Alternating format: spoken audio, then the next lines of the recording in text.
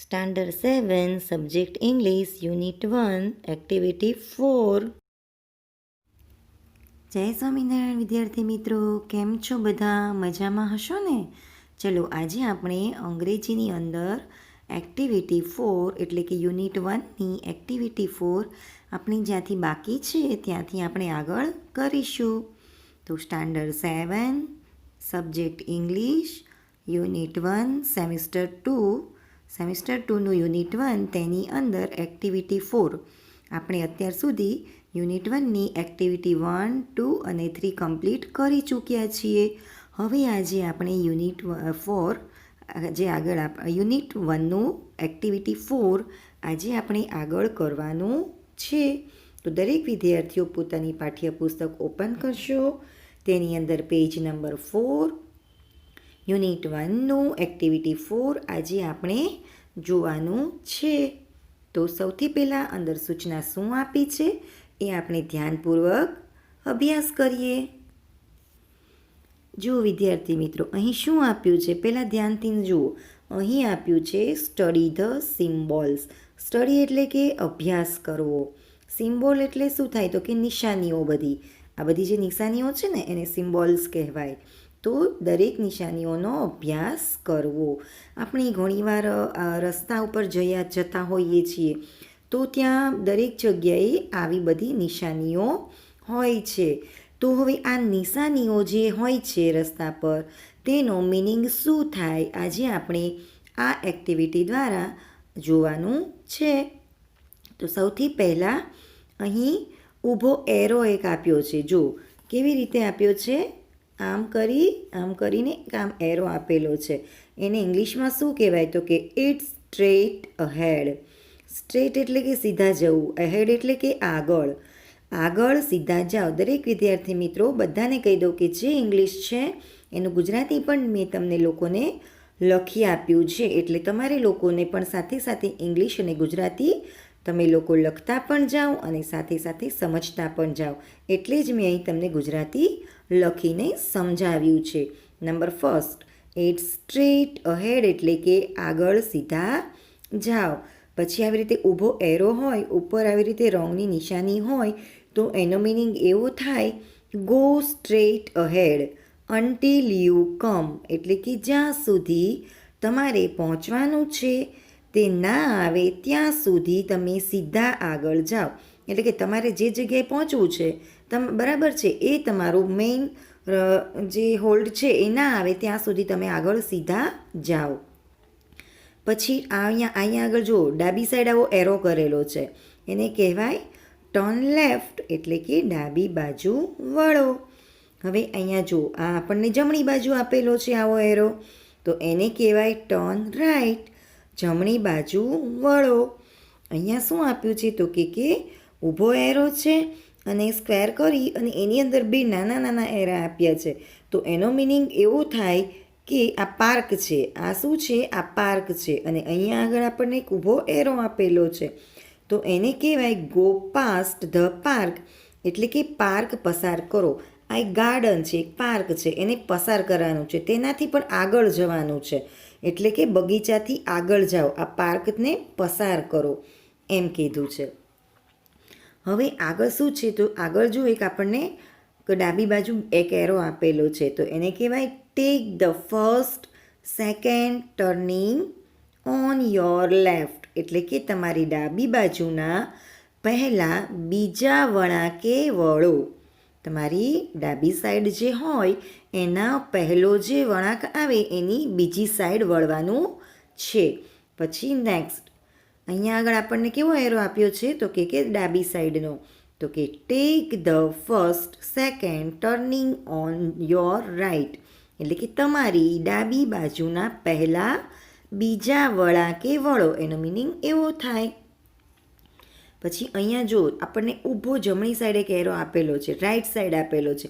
અહીંયા આગળ જો અહીંયા રોંગની નિશાન ચોકડી આપી હોય ને આ સાઈડ હોય તો જમણી બાજુ અને અહીંયા રોંગની નિશાની હોય અહીંયા હોય તો ડાબી બાજુ.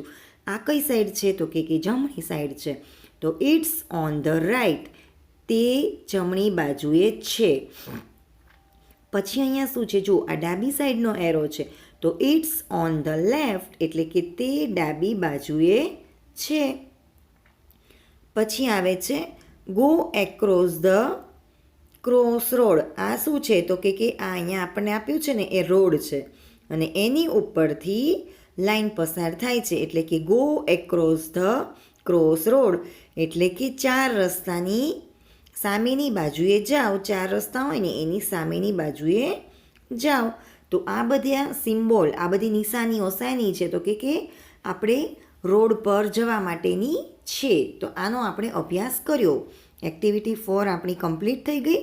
હવે આગળ આપણે શું કરવાનું છે, જો આગળ આપણને સૂચના આપી છે કે study the map on page number 2 and draw appropriate symbols in the circle.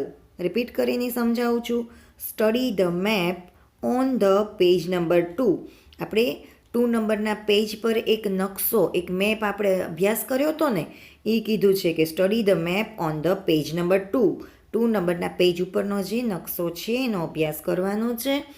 And draw appropriate symbols in the circle, અને એને લગતા એમાંથી જોઈને આપણે આ સર્કલની અંદર બધા સિમ્બોલ ડ્રો કરવાના છે. મેં તમને ડ્રો કરીને સમજાવ્યા છે. હવે હું તમને આ બધું સમજાવતી જઉં છું. તમારે આ જોતાં સાથે સમજતા ડ્રો કરતા જવાનું છે. હું તમને ઇંગ્લિશ ગુજરાતી બંનેમાં સમજાવતી જાઉં છું. હવે આપણને અહીં જેટલા પણ સેન્ટેન્સ આપ્યા છે, બરાબર છે, એ બધા જ તમારે પેજ નંબર 2 જે છે એ પણ તમારે સાથે જોતા જવાનું છે. અને તેની અંદર કઈ રીતે આ બધી નિશાનીઓ છે, ક્યાં આગળ કઈ સાઈડ આવેલી છે, એ આપણે સાથે મેપમાંથી ચેક કરતા જવાનું છે. Number first, from post office to bank, એટલે કે પોસ્ટ ઓફિસથી બેંક. હવે તમે સેકન્ડ નંબરના પેજ ઉપર મેપમાં જોશો તો એમાં આપેલું જ છે કે પોસ્ટ ઓફિસથી બેંક. ચલો હું તમને એક એક્ઝામ્પલ બતાવી. જુઓ વિદ્યાર્થી મિત્રો, આપણને પહેલી જે બ્લેન્ક એરો આપ્યો હતો એમાં આપણને એમ કીધું છે કે પોસ્ટ ઓફિસ ટુ બેંક. તો જો આ શું છે તો કે પોસ્ટ ઓફિસ છે. તો હવે બેંક ક્યાં છે તો કે આમ ઊભા જવાનું છે અને પછી આ સાઈડ આડા જઈએ એટલે બેંક આવે છે. તો આપણે એરો કેવો બતાડવાનો છે, ઊભા જઈ અને કઈ સાઈડ જવાનું છે, લેફ્ટ સાઈડ. તો તમે જોશો ને કે આગળ આપણે એવી રીતે જ આન્સર લખવાનો છે. તો મેપમાં મેં તમને કીધું હતું એ રીતે આપણે પોસ્ટ ઓફિસ ટુ બેંક આવી રીતે એને નિશાની બતાડવાની છે. સિમ્બોલ આ રીતનો બતાવવાનો છે. એટલે કે કઈ સાઈડ ગણાય આને તો કે ડાબી સાઈડ, લેફ્ટ સાઈડ. હવે આવે છે second number, from theatre to school, એટલે કે થિયેટરથી સ્કૂલ. હવે આપણે પેજ નંબર 2નો જે મેપ છે એમાં જોવાનું કે થિયેટરથી સ્કૂલ ક્યાં છે, તો આપણે મેપમાં જોવાનું. જુઓ વિદ્યાર્થી મિત્રો, અહીંયા થિયેટરથી સ્કૂલ આવી રીતે આમ ઊભો એરો છે. થિયેટર અહીંયા છે, સ્કૂલ અહીંયા છે. તો થિયેટરથી સ્કૂલ, તો આપણે આ રીતે સિમ્બોલ કરવાનો છે. તો જોયું અહીંયા આપણે થિયેટરથી સ્કૂલ, તો આપણે એ મેપમાં જોઈને આ રીતે સિમ્બોલ દર્શાવ્યો છે. હવે આવે છે turn left to Gandhi road, એટલે કે ગાંધી રોડ તરફ ડાબી બાજુ વળો. તો આપણે આમ થઈ અને આ રીતે ડાબી સાઈડ વળવાનું છે. જે રીતે અહીં આપણને કહેલું છે સેન્ટેન્સમાં એ જ રીતે આપણે અહીં સિમ્બોલ દર્શાવવાનો છે. હવે number 4, the hospital is on your right, એટલે કે હોસ્પિટલ તમારી જમણી બાજુએ છે. તો જો મેં તમને શીખવ્યું હતું કે જમણી બાજુ હોય તો આ બાજુનો એરો કરવાનો, ડાબી સાઈડ હોય તો અહીં ચોકડી કરીને અહીંયા આગળ, જમણી સાઈડ હોય તો આ સાઈડ કરવાની છે. અહીંયા આપણને શું કીધું છે તો કે રાઈટ સાઈડ કીધી છે. તો the hospital is on your right, તમારી રાઈટ સાઈડ હોસ્પિટલ છે. તો આ રીતે એરો બતાવવાનો, સિમ્બોલ બતાડવાનો છે. હવે next, go past the bank, તો કે બેંકથી આગળ જાઓ. તો જો આ શું છે, બેંક, બરાબર છે.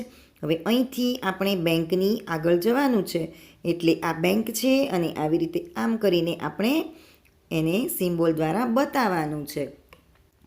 હવે number 6, take the first turning on the right એટલે કે જમણી બાજુએ પહેલાં વળાંકે વળી જાઓ. આપણે જતા હોઈએ પછી જમણી બાજુના પહેલાં વળાંકે વળવાનું હોય તો આમ કરી અને આ રીતે જમણી બાજુનો સિમ્બોલ બતાવવાનો છે. હવે numbers next. Go along these road until you come to the traffic lights. Repeat કરું છું. Go along these road until you come to the traffic lights એટલે કે ટ્રાફિક લાઇટનો જ્યાં સુધી ટ્રાફિક લાઇટ ન આવે ત્યાં સુધી આ રોડ પર ચાલ્યા જાઓ. જો અહીંયા ઉપર આપણે પહેલાં ટ્રાફિક લાઇટ 3 બતાવી દીધી છે અને પછી એને કીધું છે કે ત્યાં સુધી તમારે સીધા ચાલ્યા જવાનું છે. તો અહીંયા આપણે સીધો એને એરો બતાવવાનો અને ઉપર 3 ટ્રાફિક લાઇટ દોરવાની છે. તો આ રીતે સિમ્બોલ આપણે ડ્રો કરવાનો છે. હવે નેક્સ્ટ આગળ આપણને આપ્યું છે turn right at post office. શું કીધું છે? Turn right at post office એટલે કે પોસ્ટ ઓફિસ પાસે જમણી સાઈડ વળો. બરાબર છે. તો પહેલાં અહીંથી આપણે આવતા હોઈએ પછી અહીંયા આપણે એને દર્શાવવાનું છે, જમણી સાઈડ વળવાનું દર્શાવવાનું છે. તો આ રીતે આપણે study the map page number 2 આ દરેક સિમ્બોલ આપણે પેજ નંબર 2 પરથી આજે મેં તમને સમજાવ્યા એ જ રીતે તમારે કરવાના છે. ઓકે વિદ્યાર્થી મિત્રો, ચલો હવે આપણે એક્ટિવિટી 5 કરીએ. અહીં આપણે એક્ટિવિટી 4 કમ્પ્લીટ કરી. હવે આપણે એક્ટિવિટી 5 કરીએ. દરેક પોતપોતાના પાઠ્યપુસ્તકમાં પેજ નંબર 5 ઓપન કરો. તેની અંદર એક્ટિવિટી 5નો અભ્યાસ આજે આપણે કરવાનો છે. હવે આપણે આગળ એક્ટિવિટી 5 જોઈએ. એક્ટિવિટી 5ની અંદર આપણને શું કીધું છે? Activity 5A read the details about Gir national park. એટલે કે રીડ એટલે કે વાંચવું, ડિટેલ્સ એટલે શું થાય? તો કે ડિટેલ્સ એટલે કે તેની અંદરની માહિતીઓ બધી. બરાબર છે. About Gir national park, Gir national park વિશે માહિતીઓ વાંચો. અહીં આપણને શું કીધું છે? Gir national park Gujarat. આ આખું ગીર નેશનલ પાર્ક ગુજરાત વિશેની બધી માહિતીઓ છે જે આજે આપણે વાંચવાની છે, લર્ન કરવાની છે. દરેક વિદ્યાર્થી મિત્રો આ ગીર નેશનલ પાર્કની બધી જ ઇન્ફોર્મેશન જે ડિટેલ્સ આપણને આપી છે ખાસ ધ્યાનપૂર્વક વાંચવાની છે. આ જ આપણે બધી જ તે ઇન્ફોર્મેશન આ બધી ડિટેલ્સ વાંચી અને આગળની એક્સરસાઇઝમાં આપણે આમાંથી જ જોઈને જવાબ આપવાના છે. જો આ આવડતું હોય તો જ આપણે તેના જવાબ આપી શકીએ. તો દરેકનું ધ્યાન અહીંયા. હવે નંબર ફર્સ્ટ તો પ્લેસ. બરાબર છે. કઈ જગ્યાએ છે એવું પૂછ્યું છે. તો કે સાસણગીર જુનાગઢ ડિસ્ટ્રિક્ટ ગુજરાત. બરાબર છે. તો કે સ્થળ કયું? તો કે સાસણગીર. જિલ્લો કયો? તો કે જુનાગઢ. ક્યાં આવ્યું છે? તો કે ગુજરાતમાં. બરાબર છે. આ બધું આપણને ગીર રાષ્ટ્રીય ઉદ્યાન ગુજરાત વિશેની માહિતી છે.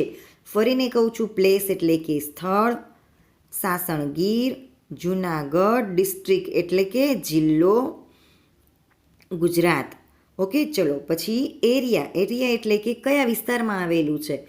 તો કે 1412 કિલોમીટર એસ્ટેબ્લાઇઝડ 1965 એટલે કે એનો એરિયા. એરિયા એટલે શું કહેવાય? તો કે વિસ્તાર. બરાબર છે. કેટલા કિલોમીટરના અંતરે છે? તો કે 1412 કિલોમીટરના અંતરે છે. એસ્ટાબ્લાઇઝ એટલે કે એની સ્થાપના. એની સ્થાપના ક્યારે થઈ હતી? તો કે 1965માં તેની સ્થાપના થઈ હતી. પછી છે કે બેસ્ટ સિઝન. બેસ્ટ સિઝન એટલે એનો ઉત્તમ સમય કયો છે?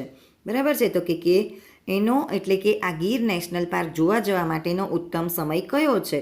તો કે બેસ્ટ સિઝન કઈ છે? તો કે mid October, mid June, November and February is the best time for sighting the Lions.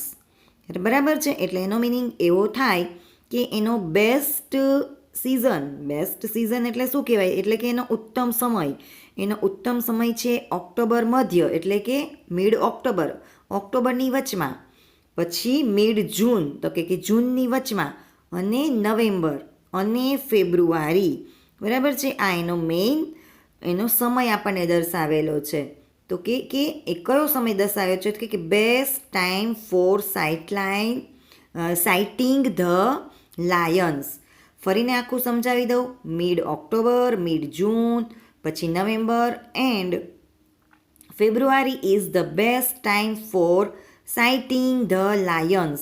એટલે કે એવું કહેવાય, એમાં એનો મિનિંગ એમ થાય કે એનો ઉત્તમ સમય છે ઓક્ટોબર મધ્ય, જૂન મધ્ય, પછી નવેમ્બર અને પછી ફેબ્રુઆરી. આ બધા એનો સિંહ દર્શન જોવા માટેનો સારામાં સારો સમયગાળો છે.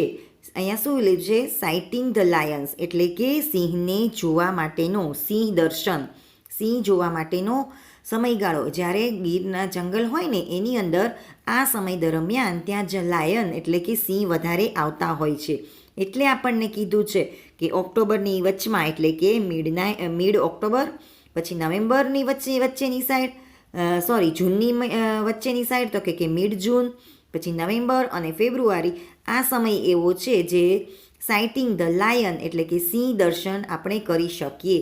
પછી શું લખ્યું છે તો કે નિયરેસ્ટ ટાઉન વેરાવલ 42 કિલોમીટર. એટલે કે નજીકનું શહેર કયું છે? આની નજીકનું શહેર છે વેરાવળ. ક્યાં, કેટલું દૂર છે તો કે 42 કિલોમીટર, 42 કિલોમીટર.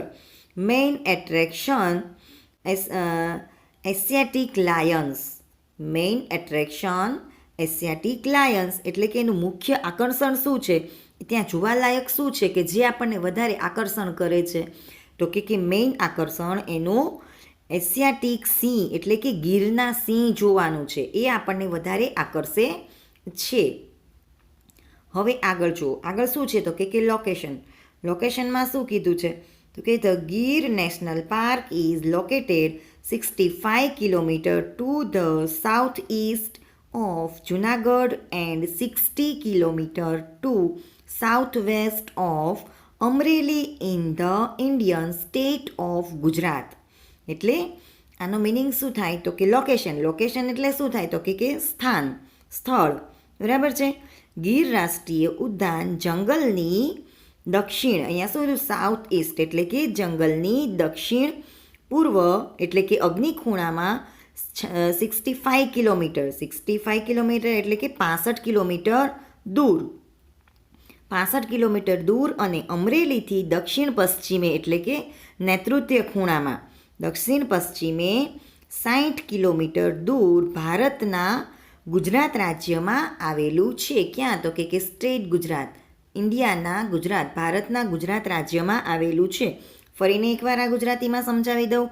સ્થાન ક્યાં, કઈ જગ્યાએ તો કે ગીર રાષ્ટ્રીય ઉદ્યાન ગુજરાતની દક્ષિણ પૂર્વ 65 કિલોમીટર દૂર અને અમરેલીથી દક્ષિણ પશ્ચિમે 60 કિલોમીટર દૂર ભારતના ગુજરાત રાજ્યમાં આવેલું છે. હવે નેસ એટલે કે એના જે મેઇન ત્યાં નજીકમાં શું શું આવેલું છે તો કે નેસ, હરિપુર, પછી સાજિયા, પછી જંબુથાલા, પછી વિનાવાવ, પછી દાદકાલી, તિરંબરા અને બાબરિયા. આટલા એના નજીકના સ્થળ છે. જો ફરીને આપણે અભ્યાસ કરી લઈએ. હરિપુર, સાજિયા, જંબુથલા, વાનિયાવાવ, પછી દાડકલી, તિરંબરા અને બાબરિયા. આ મેઇન એ નેસ જે છે એની નજીકમાં છે. હરિપુર, સાજિયા, પછી જંબુથલ, વાણિયાવાવ, પછી દાદાકળી, આપણે આ શું છે દાદાકળી, પછી ટિમ્બરા અને બાબરિયા. આટલા એના મેઇન સ્થળ નજીકમાં છે. હવે આવે છે ટેમ્પલ્સ. ટેમ્પલ્સ એટલે શું તો કે મંદિરો. બરાબર છે. ટેમ્પલ્સ એટલે મંદિર. નજીકમાં કયા કયા મંદિરો હોય છે તો કે ટેમ્પલ્સ એટલે કે ત્યાં આગળ મંદિર, પછી ત્યાં જોવાલાયક નદીઓ, જે વસ્તુ જે છે એ બધી જ આની અંદર આપણે આવી જશે. ટેમ્પલ્સ તુલસીશ્યામ, કનકાઈ, બનેજ, કમલેશ્વર. બરાબર છે. તો આ બધા જ નેસ જે છે, નદીઓ જે છે અને ટેમ્પલ્સ એ બધી નજીકમાં છે. એટલે કે ક્યાં, શેની નજીકમાં છે તો કે ગીર નેશનલ પાર્કની નજીકમાં છે. શું છે તો કે શું અહીંયા લખ્યું છે તો કે તુલસીશ્યામ છે, ટેમ્પલ્સનું છે આ તો. આપણે પહેલાં રિવર્સ જોવાનું છે. હં, ચલો પહેલાં રિવર્સ જોઈ લઈએ. રિવરમાં છે હિરણ, પછી બીજું શું છે તો કે સેકન્ડ નંબરમાં લખ્યું છે શેત્રુંજી, રાઈટ. પછી દાતારજી, પછી સિંગોડા, પછી મચ્છુંદ્રી, ગોદાવરી અને રાવત. આ બધી નદીઓ, આ બધી નદી જે છે રિવર્સ ક્યાં નજીકમાં છે તો કે ગીર નેશનલ પાર્કની નજીકમાં આ બધી જ નદીઓ છે. બધી નદીઓને આપણે ગુજરાતીમાં ફરીને એક વખત કહી દઈએ. હિરણ, શેત્રુંજી, દાતારજી, સિંગોડા, મચ્છુંદ્રી અને ગોદાવરી અને રાવત. ઓકે, હવે ટેમ્પલ આવશે. હવે ટેમ્પલની અંદર મંદિર. તો ટેમ્પલ્સની અંદર કયા કયા આવે છે તો હવે ટેમ્પલ્સમાં જોઈએ. તુલસીશ્યામ, કનકાઈ, પછી કયું છે બનેજ. તુલસીશ્યામ, કનકાઈ, બનેજ અને કમલેશ્વર. આપણે ટેમ્પલ્સ એટલે મંદિર, એની અંદર તુલસીશ્યામ, કનકાઈ, બનેજ અને કમલેશ્વર. હવે છે વાઇલ્ડ એનિમલ્સ. વાઇલ્ડ એનિમલ્સ એટલે કે જંગલી પ્રાણીઓ. જો આપણે અહીં ગીર નેશનલ પાર્કની અંદર જંગલી પ્રાણીઓ કયા કયા છે, કેવા છે, એ બધું હવે એની મેઇન ડિટેલ્સ અહીંયા આપેલી છે. તો અહીંયા આપણને કીધું છે કે 38 સ્પેસીસ ઓફ મેમલ્સ, રાઈટ. શું લખ્યું છે? મેમલ્સ. પછી around 300 spaces of birds, 37 spaces of reptiles and more than 2000 species of insects. એટલે કે 38 જાતના સસ્તન પ્રાણીઓ. પછી શું કીધું છે? આશરે અરાઉન્ડ એટલે કે આશરે 300 જાતના પક્ષીઓ, 37 જાતના સરીસૃપ અને 2000 કરતાં પણ વધારે જાતના જીવજંતુઓ. ઇન્સેક્ટ્સ એટલે કે જીવજંતુઓ, બરાબર છે. સરીસૃપ એટલે કે એ ટાઈપના, એવી જાતનું નામ છે. અહીંયા લખ્યું છે 37 સ્પેસીસ, તો એટલે કે એ સરીસૃપ એ જાતિનું નામ છે, રાઈટ. પછી આવે છે ટાઈમિંગ એટલે કે ત્યાં જોવા જવાનો સમય. ટાઈમિંગ શું છે તો કે timing morning 7 to 11 hours, afternoon 15 to 17 hours. એટલે એનો મિનિંગ એમ થાય કે ટાઈમિંગ એટલે કે સમય સવારે 7 થી 11 વાગ્યા સુધી. પછી આફ્ટરનૂન એટલે કે બપોરે 15 એટલે એનો મિનિંગ શું થાય? ગણો વિદ્યાર્થી મિત્રો. 15 એટલે એનો મિનિંગ આપણે 15 નથી ગણવાનું, 3 વાગ્યાનો. 12 પછી આપણે જે 13, 14 ને 15 આવે ને, 12 પછી એને આપણે 1, 2 ને 3 એવી રીતે ગણવાનું. તો 3 થી 17 એટલે કે 7,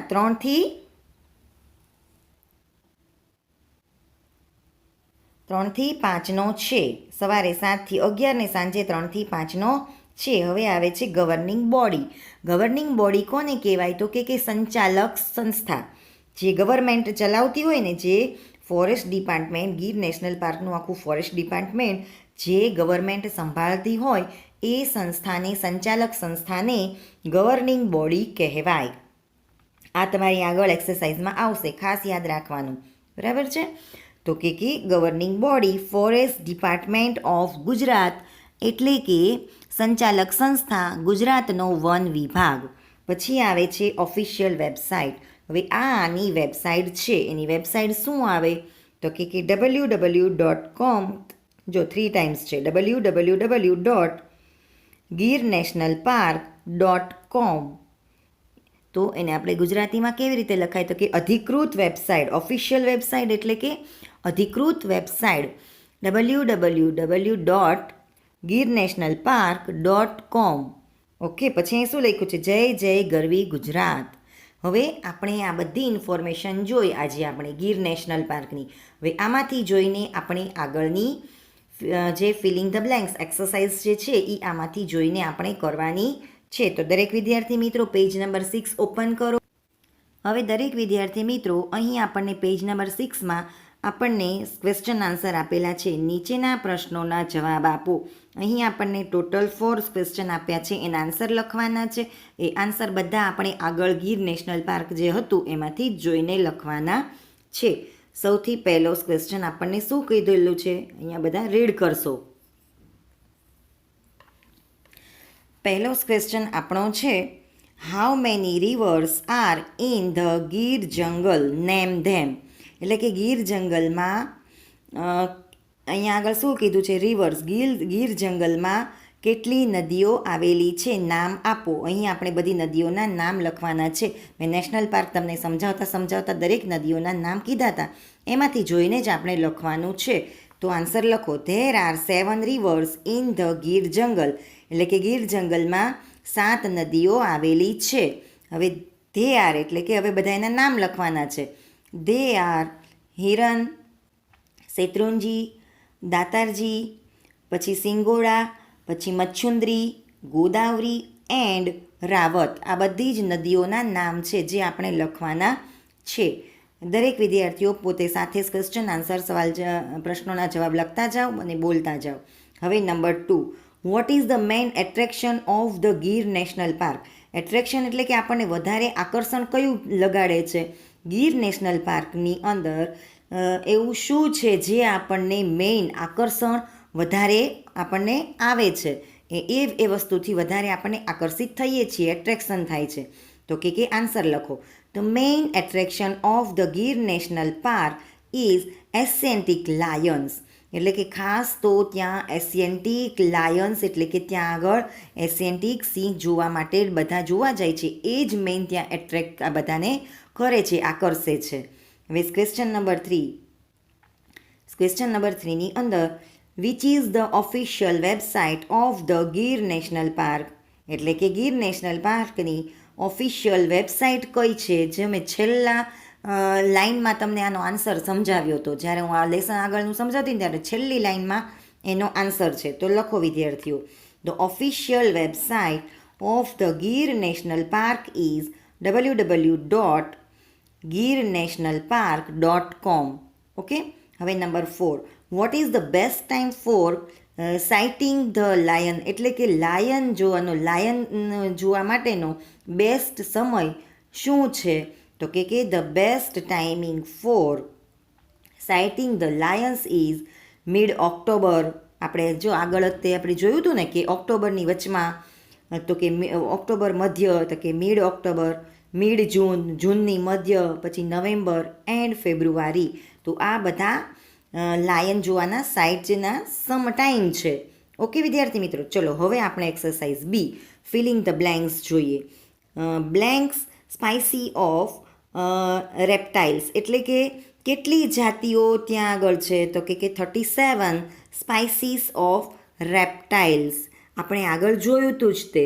જો વિદ્યાર્થીઓ ફરીને આપણે સમજીએ. 37 સ્પેસીસ ઓફ રેપ્ટાઇલ્સ એટલે કે ટોટલ 37 જાતની સરીસૃપ જાતિઓ છે. બરાબર છે. હવે અહીંયા આવે છે 2000 સ્પેસીસ ઓફ ઇન્સેક્ટ્સ. એટલે કે 2000 કરતાં પણ વધારે જાતના જીવજંતુઓ છે. 2000 કરતાંય વધારે જાતના ઇન્સેક્ટ એટલે કે જીવજંતુઓ. પછી લખ્યું છે number 3, Veraval towns is 42 kilometre far from the Gir national park. એટલે કે ગીર નેશનલ પાર્કથી 42 કિલોમીટર ફાર એટલે કે દૂર, 42 કિલોમીટર દૂર વેરાવલ ટાઉન આવેલો છે. હવે છેલ્લી feeling the blanks. Forest department of Gujarat is the governing body of the Gir national park. એટલે કે ગીર નેશનલ પાર્ક જે છે એ ફોરેસ્ટ ડિપાર્ટમેન્ટ એટલે કે જંગલ વિસ્તાર ગુજરાતનો, ગીર નેશનલનો આખો જંગલ વિસ્તાર જે છે એ ધ ગવર્નિંગ બોડી એટલે કે ગવર્મેન્ટ આખું તેનું સંચાલન કરે છે. ઓકે વિદ્યાર્થી મિત્રો, આજે આપણે આટલું રાખીએ. હવે નેક્સ્ટ એક્સરસાઇઝમાં આપણે એક્ટિવિટી જે આગળની આપણી બાકી છે એ આપણે કરીશું. અહીં આપણે ટોટલ એક્ટિવિટી 5B સુધી કમ્પ્લીટ કર્યું છે. 5C સુધી આપણે આ 5C એક્સરસાઇઝ આપણે નેક્સ્ટ વિડીયોમાં કરીશું. ઓકે. આજના વિડીયોમાં આપણે એક્ટિવિટી 5B સુધી જ રાખીએ. દરેક વિદ્યાર્થીઓએ એક્ટિવિટી 5B સુધી દરેક લોકોએ પાઠ્યપુસ્તક અને નોટબુકમાં લખવાનું છે, હોમવર્ક કરવાનું છે. આજે મેં જેટલું કરાવ્યું છે બધું જ હોમવર્ક કરવાનું છે અને મને ફોટા પાડીને મોકલવાના છે. નેક્સ્ટ વિડીયોમાં આપણે એક્ટિવિટી 5C કરીશું. જય સ્વામિનારાયણ વિદ્યાર્થી મિત્રો.